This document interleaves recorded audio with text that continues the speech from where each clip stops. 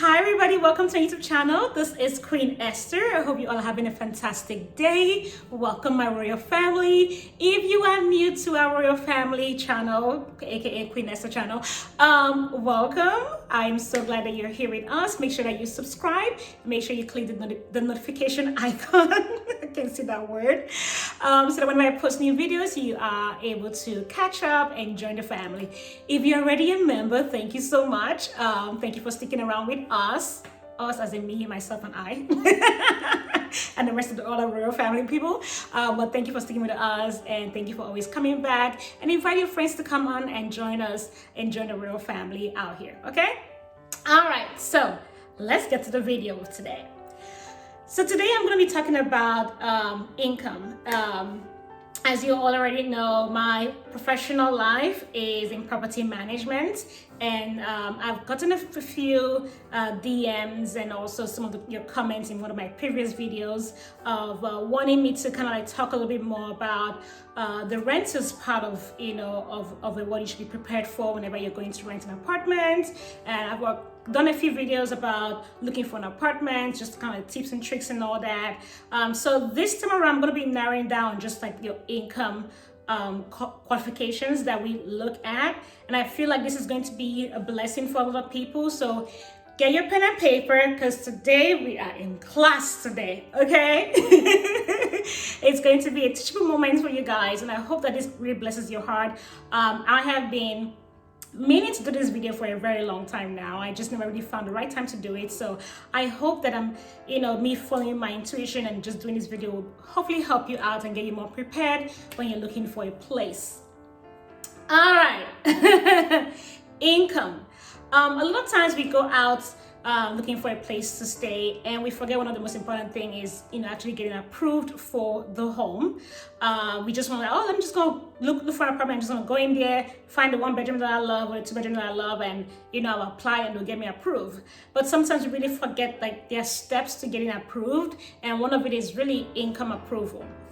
And so I'm going to be talking about just a few of, I'm going to give you guys a few of the things that people look for or companies look for. And I'm going to really narrow it down to the 2 most important ones that you should probably be able to have, and it's very easy for you to have.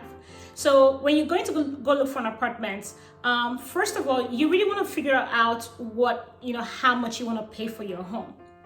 And part of that is you really going back to your budgets. If you haven't watched How to Save Money of my video, definitely go check that out. I'm going to link it above for you guys. You should definitely look at that. Really kind of tells you how to kind of budget. But you definitely want to figure out how much you want to pay. It's just not about, I just want a 1-bedroom. I want $1,000 1-bedroom. Good, but how can you really afford $1,000 1-bedroom? Is what you really need to figure out. So going back to your income to seeing how much do I bring in monthly, how much am I paying for my other bills like water, electricity, your car insurance, all those things, and how much do I have left to be able to pay for my housing. As we all know, housing is like one of the most expensive bill that we have monthly. So it's very important for you to really understand, your income. So one of the things that we look for income is we look at your monthly income. And so typically some companies are different. You are going to either need to have 1.5% times your rent, or 2% or 2.5 or 3 or 5. Let me break that down. So what we're looking at is 1.5 times your rent, whatever that total equals is what we're looking at as your monthly income. So assuming your apartment costs $2,000, a 1-bedroom costs $2,000, and I'm saying that $2,000 because I'm in LA, so it's normal for us. If you're in a different place, maybe $1,000, $800, but in LA, an average 1-bedroom is about $2,000 monthly. And so you take that $2,000 monthly times 1.5, which is 3,000. I hope I did my math right. It's about 3,000. That 3,000 is what we're looking for you to make monthly income. An average of what most companies would do would be a 2.5 and most popular will be a three times your rent is what we require for you to make for your income. So when you're going to go look for an apartment, like think about things like that, like how much do I bring in monthly, and then divide that and really see, okay, this is how much that I can afford when it comes to housing. So when it comes to the actual income itself, some of the things that we look for, the most popular one is obviously your pay stubs, your bank statements, your tax information, like your W-2 after filing, your 1099 if you are self-employed, and we have your social security, income, and child support. Those are typically the things that we would need for you to, show us proof of income in order for us to qualify you for your income approval. Now, let me just backtrack. If I have a sound effect, I'll do that. But some of the things, so getting approved means they're gonna look at your background, they're gonna look at your credit history, they're gonna look at your rental history, and then your income approval. Those are the things that typically that when we run your application, that when we screen your application, so those are the things that we're looking for in terms of us getting you approved. Income approval is extremely important because if you cannot pay for the home, I don't want you. You know what I mean? We don't want you. So income approval is so important. I think a lot of times people forget that little part of it, that you do need to be approved for your income. Now, with me listing all those things, the two most popular or most easiest proof of income that you can provide is your pay stubs or your bank statements. And with your bank statement, I'm going to dive deep a little bit more into that one, so just hold on for me. So yeah, so your pay stubs or your bank statement is kind of the two most popular ones that we typically receive or that we typically ask for, and it's also the easiest one for you to get, because if you have a job that you clock in and out every day, you probably will be able to get a pay stubs. If you have direct deposit, they'll probably be able to direct deposit your money into your bank account, and so with that you can use it as proof of income. When it comes to your bank account, let me just go back. What we are looking for is your gross income, not your net income. Now, if you don't know what that means, let me break it down for you. Your gross income is what you are paid, or what everything is totaled, including taxes. So everything, taxes not taken out yet, everything in there. Your net income is what you actually bring home. So after all the taxes have been taken out, after your healthcare, your dental, your what's it called? Any kind of other thing that you add on there, after all those things have been taken out, what you bring home, or what gets deposited into your bank account, or the check that they give to you, that is your net income. But what we look at is your gross income. That's what we use to qualify you, not your net. And I say that to say because a lot of times people just want to give me their bank statements, and when they give me their bank statement, they are not qualified because they are only showing me what they bring home. But if you give me your pay stubs, I'm able to see your total amount of money that you're being paid before taxes. And most of the time, that actually gets you approved than your net income. So rule of thumb is always provide your pay stubs if you have access to your pay stubs, which you should have access to your pay stubs. So if you are able to provide your pay stubs, always provide your pay stubs, because you actually you'll be able to have more money in there for me to be able to get approved for the home that you're looking for. Unlike if you use your bank statements or the check that you receive, after all those is taken out, you might not be approved because you're probably short like $100, $200, blah, blah. I would not approve if you are short $100. I'm sorry. It's just the rules that we do. So keep that in mind. When it comes to the bank statements, with the bank statement, we do look to see, what company is paying you, and if the company that is paying you, that is reflecting on that bank statement, is equating to what you put on your application. I know sometimes people think that we actually do review your application in details. So make sure that whatever company that you're putting there on your application is also reflective of what you're going to be giving to us as proof of income. Don't tell me that you're working at Amazon on your application, but then you give me Twitter's bank statements. They don't relate. They are two different companies. They do not relate. So always make sure that what you're putting on your bank on your application is also the proof of income that you're going to be providing for us. Now, if you have two jobs, there are options for you to put both jobs in there, and then notify your listing agents or the manager or so that you had put two companies, and then we're also going to be able to provide the documentations for that in terms of your proof of income, so that we are aware of of what you're doing. Chances are we're definitely going to review it, so we'll definitely probably ask you questions of why you put two companies in there, but make sure that they definitely relate. Whatever company they're putting on your application is also the income they're giving to me. Also, just wanted to point this out for my fraudsters. Look at me.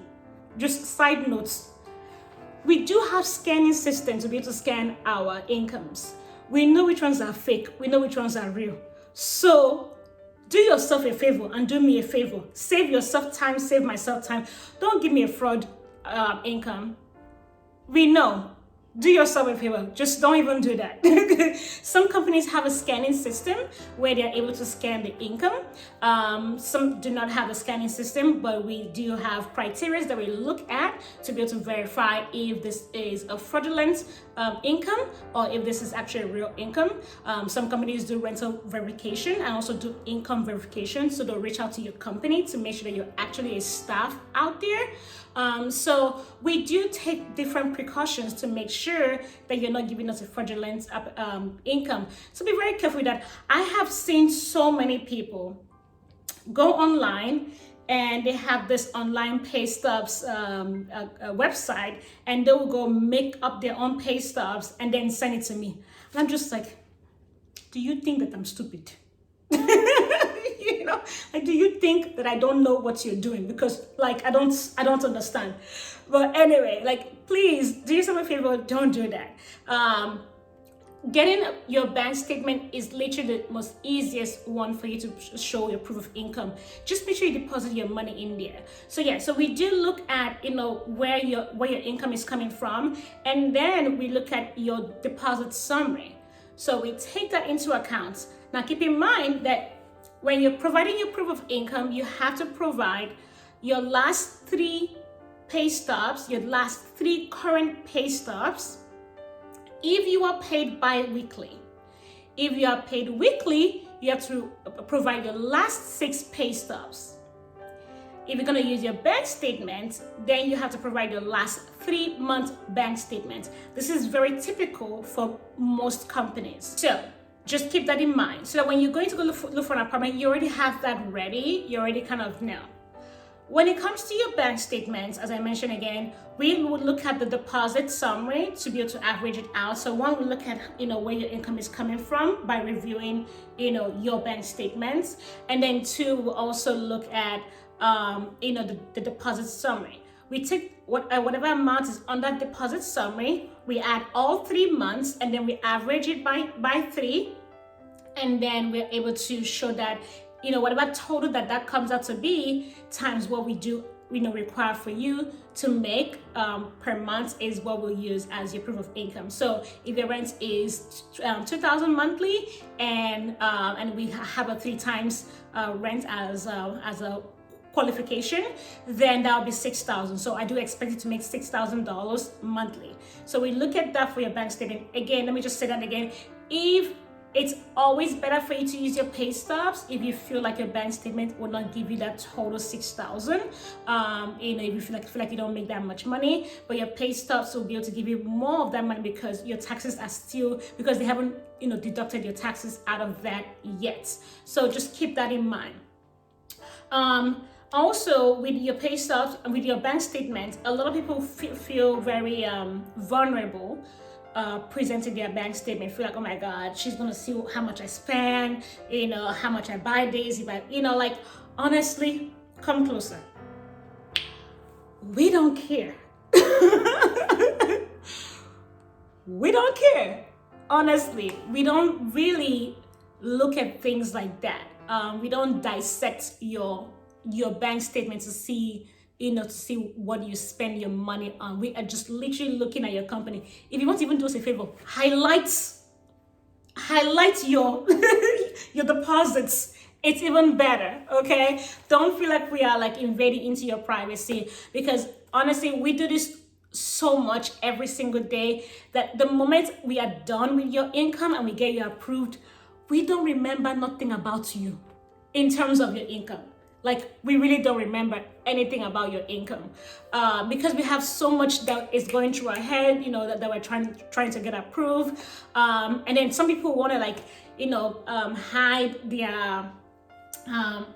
their what's it called, their account number. If you want to do that, please go ahead and do that. If it makes you feel more covered, more protected, go ahead and do that. Not to say that there are not people in this industry that are horrible people that want to use people's information. They've been one or two, but honestly, for us, I've been doing this for a very long time. We really don't care about your bank accounts. So don't stress yourself trying to hide that. But if you've been violated before, I do understand that. Go ahead and block it out if you want to feel much more comfortable. But please just know that we really don't care about things like that. We just want to get you approved, get you moved in, and move on to the next person. And I say that in a nice way. you are important. So just think about things like that. Now, I'm gonna really focus on my entrepreneurs, people that are self-employed.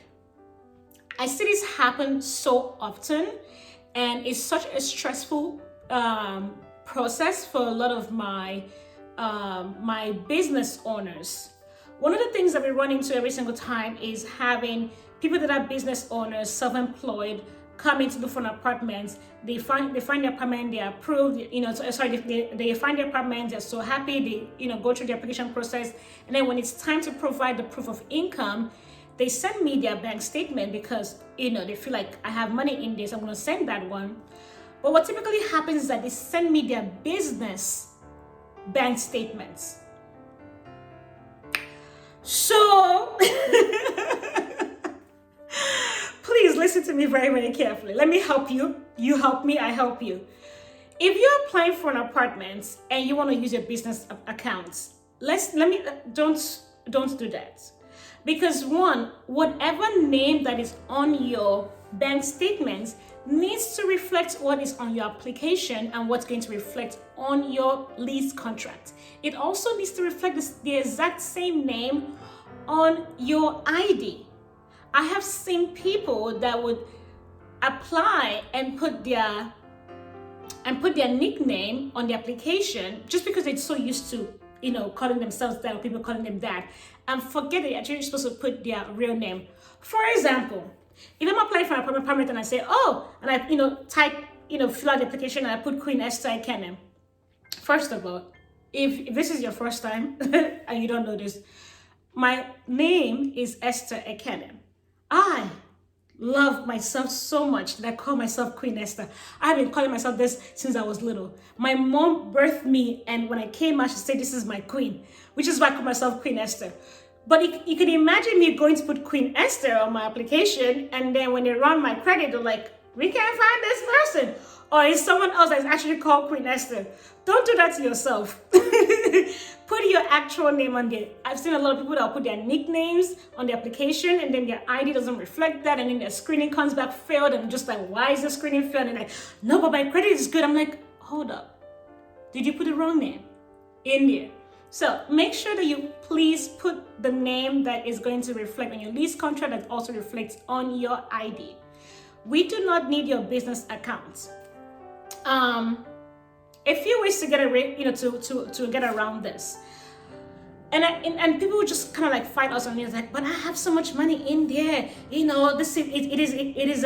is still my company, and blah blah. I know, we appreciate you, we're very grateful that it's your company, but it's not the same. Just because one of your name is on there and then your LLC doesn't mean that that is your actual name that is on your ID, that is also going to reflect on your business account. So the way to be able to get around that is go back to your bank account. If you already have a business account and you want to be able to use that as proof of income every single time, go back to your business account and speak to your banker to see if they can include your name on there. That way, that when you use that to go look for an apartment or buy a car or buy a house, and you want to use that as proof of income, that they will be able to still see your name. So you can have your business account name on there, and then, or your business name, and then you can also have your name right underneath. It's almost like a couple, husband and wife, they have both of their names on there. See if your company can do it, if your bank can do that. I know Bank of America has been able to do that for a few of my residents. Chase Bank, not so much, but I don't know if the person just did not want to do that. Even your savings accounts, credit unions would also do that for you. So go back to your accountants or to your banker and see if they can include your name on there. Now, I do understand that sometimes people don't want to do that just for taxes purposes and IRS and all that, because I know business people get better taxes stuff. So I get that. But if you can do that without it affecting your taxes, go ahead and do that. Another way to be able to kind of get around that is, if you know that your lease is ending in the next 3-4 months, and you know for sure that you're not going to be staying in the same place anymore, I am pretty sure that everybody has their own personal bank accounts. But if you already have an idea that you're not going to stay there, start withdrawing money and putting in your personal accounts. Again, go back to the basics. Figure out how much you can afford for rent monthly, and then once you figure out how much you can afford for rent for rent monthly, take that times 3, because that's what typically most companies would do. Take that times 3, and whatever that amount is, put that in your bank account, in your personal bank account every single month, so that way 3 months from now, when it's time for you to move into your new apartment and you're applying for an apartment and they ask you for proof of income, you can print out your personal bank account, full statement, personal bank account, and provide it as proof of income. That way, you don't have to worry about you're not getting approved because you're presenting your business account. You can just present your personal accounts. Keep that money in there. That way, that every single month, whenever you get your full statement, that money that you withdrew from your business to your personal is still in there. Now, once you move in, you can put it back to your business account. We don't care. Just put it back. You know what I mean? So just keep that in mind. If you are a business owner, and you want to use your business account as proof of income, one, either ask your bank to add your real name, in it, or in it. My UK people in it. Okay, sorry. Ask your banker to see if they can put your name, on there for you, or make sure that you just take out some money from your business account and put it in your personal account. That way that you can have proof of income to be able to present for your apartment that you're applying for. So that will really, really help you to be able to not have to go through the stress of us figuring out how to get you approved and you getting agitated because again, let me just summarize. Make sure you know exactly how much that you want to pay for your rent. Do your budget. Go back to your savings account. See how much you pay for your bills every single month. Once you have that number, then you'll be able to have an idea of how much you need to have for proof of income. And then make sure, try to do 3 times the rent, because that's what most companies use. And then once you do that, we already have that ready. I have people coming to me and saying, "Oh, Esther, I want to move in ASAP." I'm like, what is ASAP to you? Because ASAP to me is different from yours. I have more people in same day every single time, but you have to be ready. Do you have your income ready? Have you unfrozen your your credit? If you have your credit freezed, do you have your computer ready to be able to apply for it? Do you have your money ready to to apply for it? People come to me all the time like, oh, I want to apply, but they don't have money in their account to apply. How can I help you? So like, if you are ready, then we're ready. Like, we love ASAP movements. Like, what? You're ready? I'm ready. Tell me. I mean, typically it takes 72 hours to get you approved, depending on how your screening, comes. But we've done it so many times. So, but be prepared. Once you know that you're gonna be going to go look for an apartment, have your income ready, because that is the thing that holds us back from getting you approved so many times. I have had people come into my office, they are so excited to move in, they apply, but they don't send me their income until like 3 days later, a week later. It drives us crazy. Like, it drives us crazy. Because for us, like, we have things to do. Like, we want to get, like we're excited for you to move. So when you have your things ready, you send it to us, you apply, you send me your income. I'm just like, done. I have your welcome letter ready for you, have your package ready for you, I have already done your make ready. I call up my make ready people. I was like, hey, I need carpet clean, shampoo, everything, paints. Like, I have that on lockdown for you, okay? But then, you apply and you don't give me your income in like 3. I'm like, we literally have to take like deep breaths. Because to me, it shows that you're not ready. This is a business.